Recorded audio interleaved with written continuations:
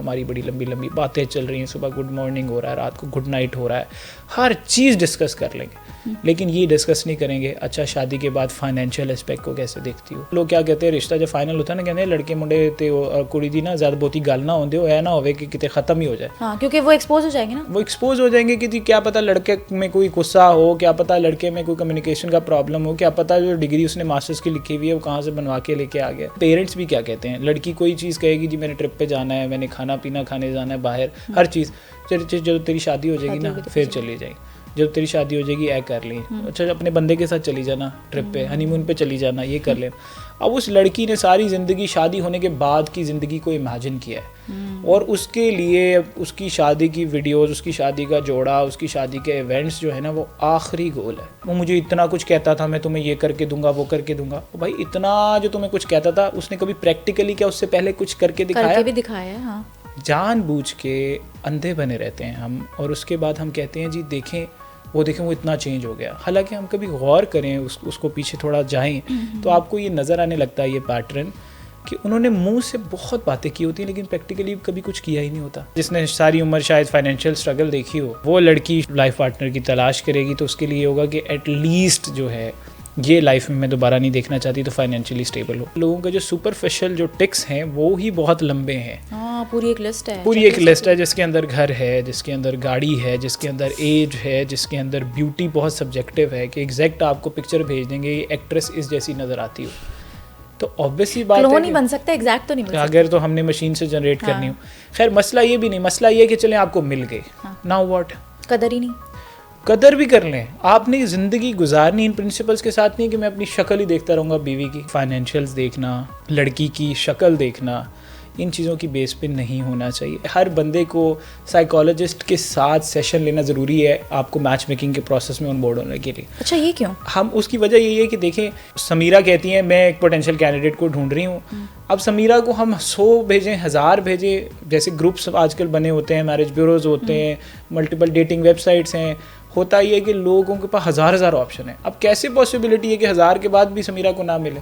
It mean Samira को ये सब नहीं चाहिए, समीरा को वो चाहिए जो समीरा को चाहिए। क्लाइंट हमसे डिमांड करता है जनाब 1 कनाल का घर हो लड़के वालों का, खुद 3 मरले के घर में रहते हैं। हेलो एंड अस्सलाम वालेकुम, this is me your host Samira Latif and you are watching Discover Pakistan. आज हमें स्टूडियोज़ में ज्वाइन किया है एक मैच मेकर अगलब शेर ने। अस्सलाम वालेकुम अगलब, कैसे हैं आप? वालेकुम अस्सलाम Sameera, thank you for having मी।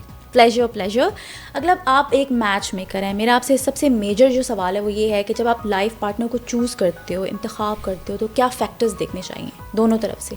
आपने बिल्कुल स्टार्ट में ही बड़ा हैवी क्वेश्चन पूछ लिया क्योंकि ज़ाहिर है ये बड़ा सब्जेक्टिव है। डिपेंड करता है कि जो इंसान है उसके लिए क्या प्रायोरिटी है। जैसे कोई हो सकता है जिसने सारी उम्र शायद फाइनेंशियल स्ट्रगल देखी हो तो वो लड़की शायद जब लाइफ में लाइफ पार्टनर की तलाश करेगी तो उसके लिए होगा कि एटलीस्ट जो है ये लाइफ में मैं दोबारा नहीं देखना चाहती तो फाइनेंशियली स्टेबल हो।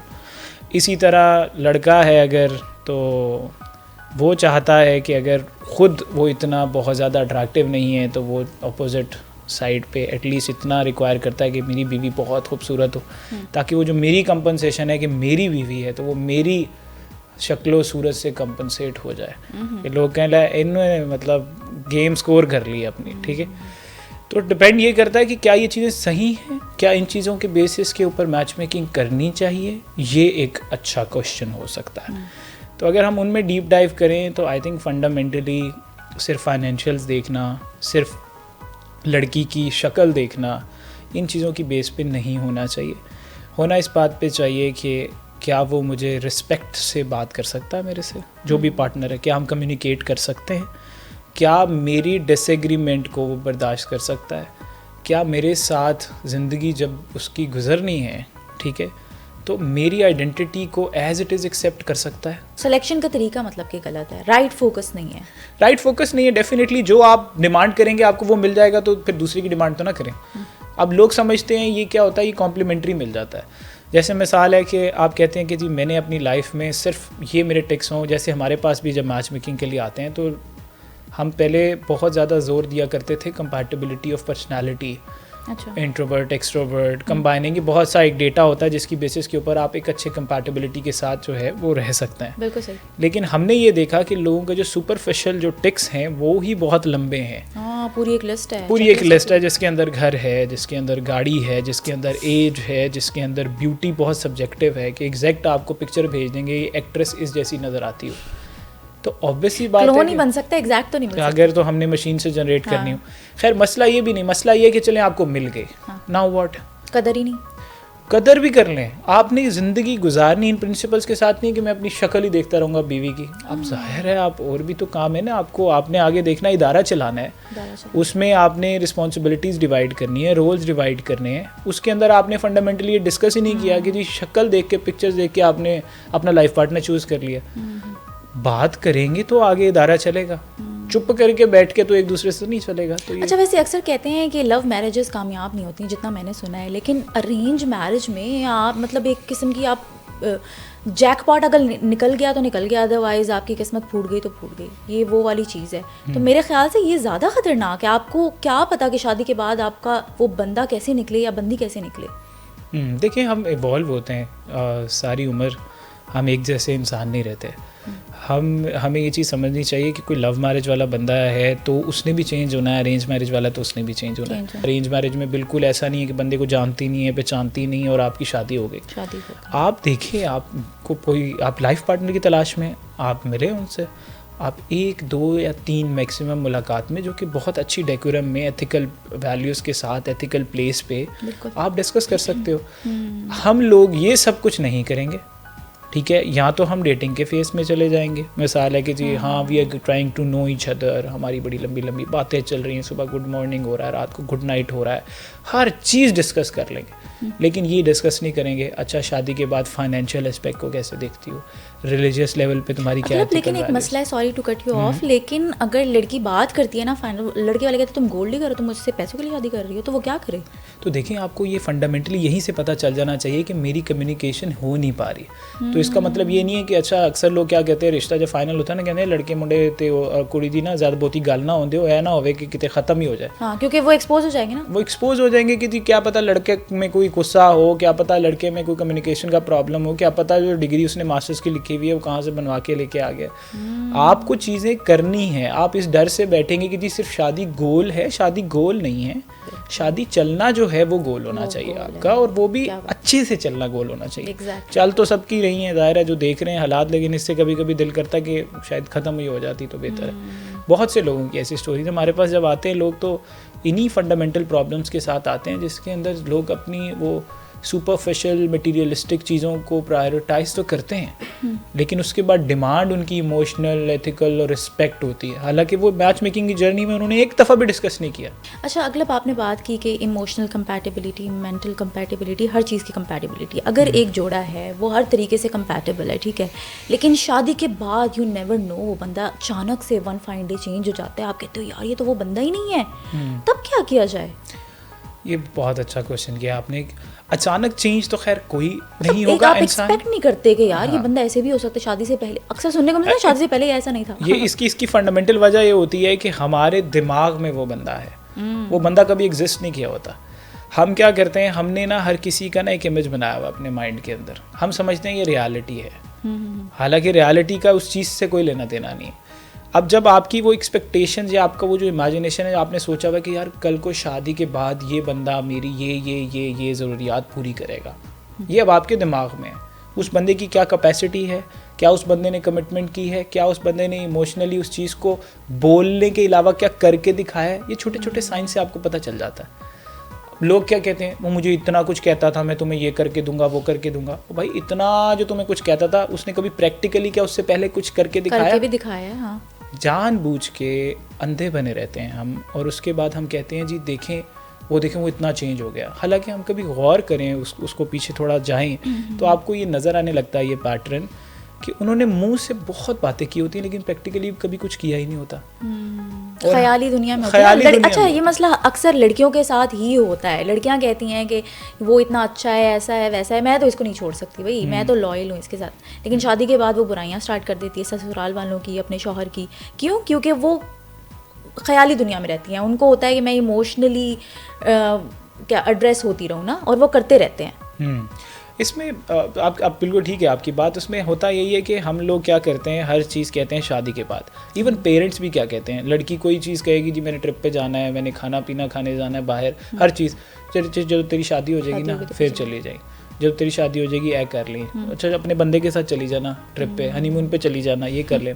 अब उस लड़की ने सारी ज़िंदगी शादी होने के बाद की ज़िंदगी को इमेजिन किया है, और उसके लिए उसकी शादी की वीडियोस, उसकी शादी का जोड़ा, उसकी शादी के इवेंट्स जो है ना वो आखिरी गोल है कि जी ये मेरी अल्टीमेट लाइमलाइट जो है ना मुझे इस दुनिया में वो एक ही दिन के लिए थी, मेरा वजूद जो है वो सिर्फ शादी के लिए था। वो एक दिन के बाद जो आगे की इतनी लंबी जिंदगी है, असल जिंदगी तो वही है भाई, उसके बाद शुरू हो रही है। तो वो हमने बिल्कुल उसको प्रायोरिटाइज नहीं किया। हमने क्या किया, हमने अब हमारी एक्सपेक्टेशंस क्या हैं जी, शादी इतना कुछ होती है, लेकिन जब शादी खत्म हो गई पता लगी तो हो गई, oh my God, now it has actually gotten real। अब चलनी कैसे है, शादियां तो इन चीज़ों से नहीं चलती। आप जितने मर्जी पैसे ला के दे दें, आप जितने मर्जी आप जो मर्जी हो, प्रिंसिपली उसकी जो डिमांड्स हैं वो आपकी इमोशनल एक्सपेक्टेशंस पूरी होने से होगा, आपकी कम्युनिकेशन अच्छी हो तब होगा।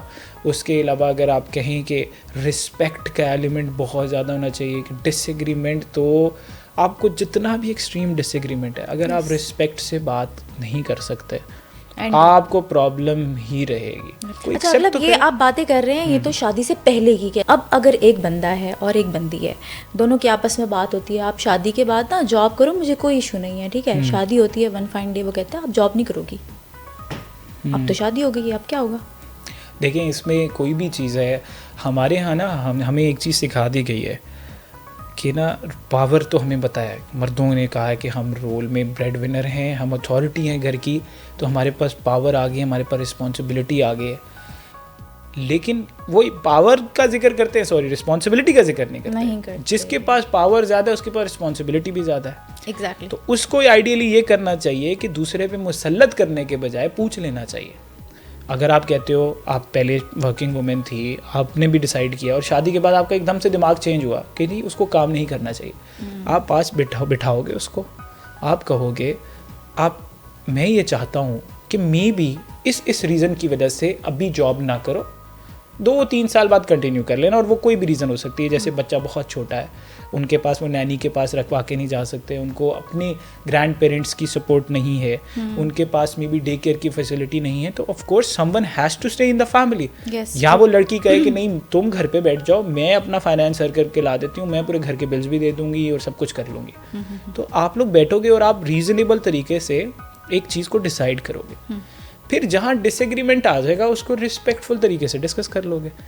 और अगर जहाँ पे बात नहीं मानी जा रही होगी तो फिर वहाँ पे ये इंपॉर्टेंट पार्ट है जो हम यहाँ आजकल के एटलीस्ट जेनजी कपल या मिलीनियल्स भी जो ज़रा थोड़ा सा यंग कपल्स हैं, उन्होंने ना एंड पे जब डिसएग्रीमेंट रिस्पेक्टफुल तरीके के बाद भी अभी समझ नहीं आ रही थी ना डिसीजन की पावर किसकी है, एक को फिर मिलनी चाहिए। एग्जैक्टली एक के पास होनी चाहिए जो ज़्यादा समझदार है, जो रिस्पॉन्सिबल है। अच्छा अगलब आपने कुछ देर पहले बात की कि शादी करना गोल नहीं है, शादी चलनी भी चाहिए। एक ऐसा बंदा जिसको मैं जानती हूँ कि शादी से पहले उसके कोई 150 अफेयर्स थे, ठीक है। अब उसका गोल था कि मैंने बस शादी करनी है क्योंकि कोई लड़की नहीं मिल रही, कोई जो भी मिल जाएगी ना मैं शादी कर लूँगा, ठीक है। उनकी शादी हो गई, लेकिन उसकी शादी को अभी 15 दिन भी नहीं है और वो बंदा कहता है बीवी से बहुत तंग हूँ, दिल करता है घर ही ना जाऊँ, सारा दिन सास और ये जो बहू का जो ड्रामा चल रहा होता है ना इसके बीच में मैं नहीं घुस सकता, घर का कोई काम नहीं करती, तमीज़ से बात नहीं करती, रिस्पेक्ट नहीं करती।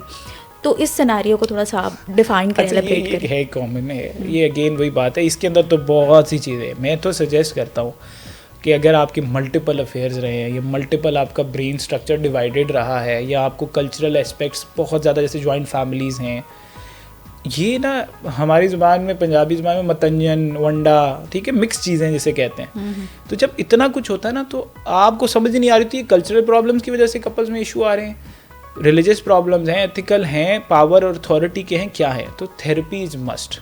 अच्छा आप काउंसलर्स के पास जाएं, आप फैमिली काउंसलर्स के पास जाएं, कपल थेरेपिस्ट के पास जाएं। आपको लग रहा है आप दोनों की एक दूसरे के साथ बात नहीं बन पा रही, सिर्फ बदतमीजी करी जा रहे हैं एक दूसरे के साथ, तो ज़ाहिर है वो रिश्ता टूटने की तरफ ही जाएगा। और मैंने लोगों को देखा है डिवोर्सेस तक बात पहुंचा लेते हैं, पूरा ख़ानदान बिठा लेते हैं, लेकिन एक दफ़ा किसी फैमिली काउंसलर के पास नहीं जाएंगे कि यार बैठ जाओगे, वो आपकी सुन लेगा और आप दोनों जब बात करने के बाद उठोगे ना वहाँ से आपको तब पता चलेगा कि यार ये तो इतनी सी छोटी सी प्रॉब्लम थी और असल में हमने मसला जो है इतना बड़ा बनाया हुआ था। बातों का सिलसिला जारी रहेगा। Let's take a break. Welcome back.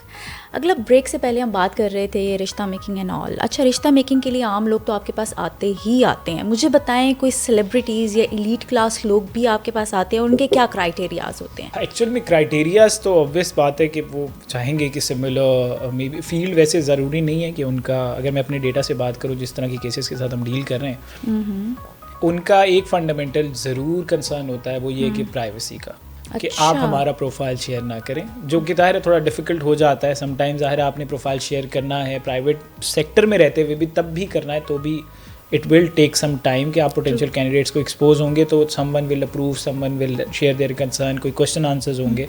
अगर आप चाहते हैं कि सिर्फ आप देखें तो बहुत से सिमिलर मेल पोटेंशियल कैंडिडेट होते हैं, उनका भी यही कंसर्न होता है, क्योंकि अगर इनकी कंपैटिबिलिटी देखें, जैसे कोई अगर बहुत रिनाउंड एक्ट्रेस है तो ऑब्वियसली वो किसी लेस ऑफ अ मैन के साथ तो सेटल नहीं करेगी। फाइनेंशियली दे आर माशाल्लाह वेरी गुड, ठीक है। सेकेंडली ये कि उन्होंने अपना लाइफ में भी they have good personalities, mindset, तो वो किसी रैंडम बिजनेसमैन से तो नहीं शादी कर लेंगे, रैंडम किसी लड़के से तो शादी नहीं कर लेंगी, क्योंकि इस तरह से वो एक्सेप्टेंस दूसरी तरफ से आती भी नहीं है। सेलिब्रिटीज़ हैं, पता नहीं, एक तो पता नहीं वो लोगों के दिमाग में, मीडिया में होता है जैसे पता नहीं हर कोई पता नहीं वहाँ पे गंदा काम ही करने के लिए आया हुआ है, लोगों का नोशन है ना।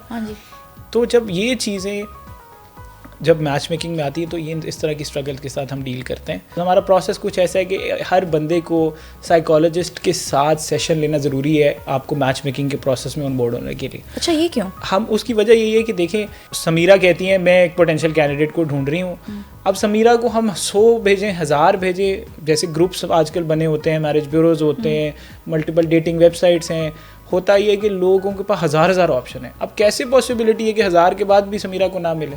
इट मीन समीरा को ये सब नहीं चाहिए, समीरा को वो चाहिए जो समीरा को चाहिए। समीरा की एथिकल रीजंस नोट होंगी, समीरा की रिलीजियस फ्लेक्सिबिलिटी होगी, समीरा कास्ट से कितनी ओपन है, समीरा एज को क्या कंसर्न कर रही है, समीरा फाइनेंशियल कैप क्या देख रही है, खुद वो कहाँ स्टैंड कर रही है। मिसाल है, समटाइम्स ऐसे होता है क्लाइंट हमसे डिमांड करता है जनाब 1 कनाल का घर हो लड़के वालों का, खुद 3 मरले के घर में रहते हैं, तो ऑब्वियस हमने उनको बताना है कि भाई साइकोलॉजिस्ट का काम ये भी होता है कि समटाइम्स वो आपको काउंसिल भी, हेल्प भी करते हैं टू अंडरस्टैंड योर प्रेफरेंसेस, आपके अपने क्वेश्चन सही, अपने आंसर सही, और वो जब रिपोर्ट बनाते हैं तो वो आपसे बार बार पूछना नहीं पड़ता, हम भेजते ही वो प्रोफाइल है फिर जो आपके साथ सूटेबल हो, तो वो आपका टाइम भी बच जाता है, रैंडम लोगों से बातचीत भी बच जाती है, और आप वेट भी हो जाते हैं कि 100% everybody has to go through a session, तो ये एग्जिस्ट करते हैं। फिर आईडी वेरिफिकेशन होती हैं, कॉन्ट्रैक्ट्स होते हैं, तो देयर इज नो वहाँ पे फिर बिल्कुल ये तो हमारा थोड़ा प्रोसेस लंबा है। तो वो किसी को समझाना, जैसे मिसाल है एक गरीब बंदा है, या मे बी गरीब की डेफिनेशन भी आजकल चेंज हो गई है, हर कोई माशाल्लाह they are doing good nowadays in terms of financials, लेकिन गरीब इन टर्म्स ऑफ कि मे बी एजुकेशन का एक्सेस ना हो, किसी को पता ही ना साइकोलॉजिस्ट का क्या हो, भाई मैं पागलों का डॉक्टर हूँ, तुम मुझे क्या मैच में कि मैं रिश्ते दिखाना, मैं तुम्हें दसना ना, माँ बाप कहते हैं मैं तुम्हें दसता, तुसी करो, असी वेख लांगे, कोई नहीं, कुड़ी साड़ी है तो तुसी करो, काम करो। ऐसे नहीं होता। अब भाई आपकी बेटी ने शादी करनी है, आपके बेटे ने शादी करनी है, जब तक वो सेशन में नहीं आएगा हमें नहीं पता, आप कह रहे हैं मैं लिखवा रहा हूँ जी उसको ये चाहिए, आप कह रहे होंगे, लेकिन जो कंसिडर होगा ना वो उसी का होगा। अच्छा, मतलब कभी ऐसा हुआ है कि मैच मेकिंग प्रोसेस में एक लड़के ने कहा हो कि जनाब मेरी तो ये अच्छी जॉब है, ये रोज़गार है मेरा, ये घर है, लेकिन शादी के बाद पता चले कि जनाब उसकी तो जॉब ही नहीं है, वो बेरोज़गार है? अभी मैं पिछले दिनों एक केस देख रहा था, एक ऑनलाइन केस था, तो उसमें ये था कि औरत ने दूसरी शादी की हुई थी और the guy was ultra rich, उसको वीकली कुछ 30-40 करोड़ रुपए की उसकी सेल्स थी और ये सब कुछ, तो वो बता रही थी किसी लॉयर को, I can't mention the name, तो दूसरी शादी की हुई है, उसको पता है उसकी पहली बीवी एग्जिस्ट करती है, उसके बच्चे हैं, और उसके बाद वो उसको केस करने आई हुई है। तो पता हमें ये चीज़ लगती है कि देखिए फाइनेंशियल गेन एग्जिस्ट कर सकता है औरत की तरफ से भी, तो वो मर्द को भी समझ आती है इन चीज़ों की। तो कभी कभी हम लोग इस तरह से भी चीज़ों को लेके चलते हैं कि हम लोग दिखाते कुछ हो रहे हैं अपनी तरफ से, इमोशनली हमें बहुत पसंद आ गई, लेकिन वो पसंद ऐसा क्यों नहीं होता कि किसी एक कनाल वाले को दिल फेंक मोहब्बत हो गई हो किसी ऐसी औरत से, या कोई लम्स का पड़ा हुआ है जो कि पता नहीं कोई भी ज़िंदगी में स्कूल ही ना गई हो, हमें ऐसा तो नहीं होता, ऐसा तो नहीं ऐसा वो लोग कहते हैं जी नहीं नहीं होने को तो पराठे वाली लड़की की रिक्शे वाले लड़के से भी शादी हो गई थी, जी हुई होगी को 0.0001%, मतलब कि दिल भी होशियार है, उसके पास भी दिमाग है, सबकॉन्शियस बिहेवियर है। I think it will be wrong to say nowadays at least, ये जो मुझे कहते हैं ना जी मोहब्बत, इमोशनल कनेक्शन, इमोशनल अवेलेबिलिटी, समझते हैं इसको, ये होता है ये सब, this is all nowadays is just fluff words, drama, ठीक है, सबकॉन्शियस बिहेवियर हैं और ये सिर्फ रॉन्ग नहीं है, हमारा इंसानी बिहेवियर ऐसा है। जब किसी इंसान के मल्टीपल अफेयर्स होते हैं शादी से पहले, तो वो आपकी शादी पे कैसा इफेक्ट छोड़ते हैं और आपके पार्टनर पे, फिजिकली, मेंटली, इमोशनली, फाइनेंशियली, हर तरीके से? इसके बीच में दो डिफरेंट माइंड्स, अगर हम औरतों के पर्सपेक्टिव से डिस्कस करें और मर्दों के लिहाज से, मर्दों के लिहाज से अगर मल्टीपल अफेयर्स रहे हैं और उसका गेन सिर्फ फिजिकल है, फिजिकल प्लेयर है, it will effect less on the marriage. Very disappointing data but it is the reality. उसकी रीज़न ये है कि वो शॉर्ट टर्म है, उसके अंदर मर्द इमोशनली इन्वेस्टेड नहीं है तो ज़्यादा टाइम भी नहीं दे रहा। जब हम आते हैं इमोशनल इन्वेस्टमेंट के, क्योंकि अगर मर्द का शादी हुई हुई है और उसका इमोशनल कनेक्शन किसी और औरत के साथ है, फिर इमोशनली टाइम भी इन्वेस्ट होगा और टाइम इन्वेस्ट होगा तो मनी भी इन्वेस्ट होगा, तो औरत मोर सिक्योर नहीं फील करेगी वो, बल्कि हाई चांसेस हैं कि वो प्रॉब्लम ही रहेंगी और it will lead to divorce. औरत के लिहाज से भी डिफरेंट सिनेरियो है। औरत के को जब हम देखते हैं ना अफेयर्स के लिहाज से, तो औरतों की फिजिकल रीज़न नहीं है मोस्टली अफेयर्स की, it is only emotional reason. सुन नहीं रहे मर्द, पैसे कमाने में भागे में हैं, तो कोई सुनने वाला मिल जाता है तो दिल कीप ऑन चैटिंग और इमोशनल कनेक्शन डेवलप हो गया और सब कुछ, फिजिकल रीज़न नहीं है। लेकिन मर्दों की चीटिंग की मेनली फिजिकल है। मतलब अगर मर्द को ये पता चल जाए कि मेरी पार्टनर किसी के साथ फिजिकली इन्वॉल्व है तो मौत है, बात खत्म। उसकी रीज़न ये है कि वो देखता है इसको एक अथॉरिटी और एक अपनी ओनरशिप के तौर पे। अगर वो उस चीज़ को नहीं देखता तो उसके लिए इदारा चलाना भी मुश्किल हो जाता है। जैसे आप किसी चीज़ को ऑन करते हो ना, तो आप उसके साथ अपनी वैल्यू, अपनी ऑनर और अपनी रिस्पेक्ट जोड़ लेते हो, तभी आप उसको प्रोटेक्ट कर रहे हो, तभी आप उसको प्रोवाइड कर रहे हो। तो जब वो चीज़ उसमें वायलेशन हुई है तो उसको लग रहा है कि पता नहीं ये किड्स, ये हिस्टोरिकल जीन्स भी पास ऑन हुए ना, अब तो पता चल जाता है ये बच्चे किसके हैं, डीएनए टेस्ट हो गया। लेकिन जाके पूछें कितने लोग अपने घरों में एक्चुअल में डीएनए टेस्ट करा रहे हैं, that is again a surprising thing. लेकिन ये कम डेटा है कि बहुत सी औरतों ने इस वजह से तलाक ले ली हो, रिलेशनशिप से निकल गई हो, अपने बच्चों की वजह से कॉम्प्रोमाइज कर लिया। मतलब वहाँ पे बात एंड है किसी औरत के लिए कि वो किसी और, ये डेटा बड़ा क्लियर है, लोग जो मर्जी कहें, मैं ऐसे हजारों लोगों का आपको बता सकता हूँ और एग्जिस्ट करते होंगे, मैं अपने प्रैक्टिकल एक्सपीरियंस से बता रहा हूँ, लोगों से मिला हूँ, हमने डेटा स्टोरी सुनी है। You will find lot of women who knows their partners have cheated and they're staying in the relationship. So shocking and surprising. अच्छा, आखिरी सवाल मेरा आपसे ये है कि क्या वाकई जोड़े आसमानों पे बनते हैं? आसमानों पे जिस दिन जाएंगे तो देखेंगे। आप तो ज़मीनों पे बना रहे हैं ना। हम ज़मीनों पे कोशिश ही कर रहे हैं अपनी तरफ से, ज़मीन पे बने हुए आसमानों तक पहुंच जाएं ये बहुत है। आई थिंक ज़मीन से जैसे थोड़ा ऊपर जाने लगते हैं ना तो वहीं टूट रहे हैं आजकल, तो हम कोशिश कर रहे हैं थोड़ा ज़रा बने जितने वो लंबे बने, ज़्यादा ना बने, कम भी बने, लेकिन इतने बने कि हमें देखे तो खुशी हो। Thank you so much Aghlab, thank you so much. उम्मीद है आपको आज का पॉडकास्ट पसंद आया होगा। आपसे मुलाकात होगी नेक्स्ट पॉडकास्ट में, तब तक के लिए देखते रहिए डिस्कवर पाकिस्तान।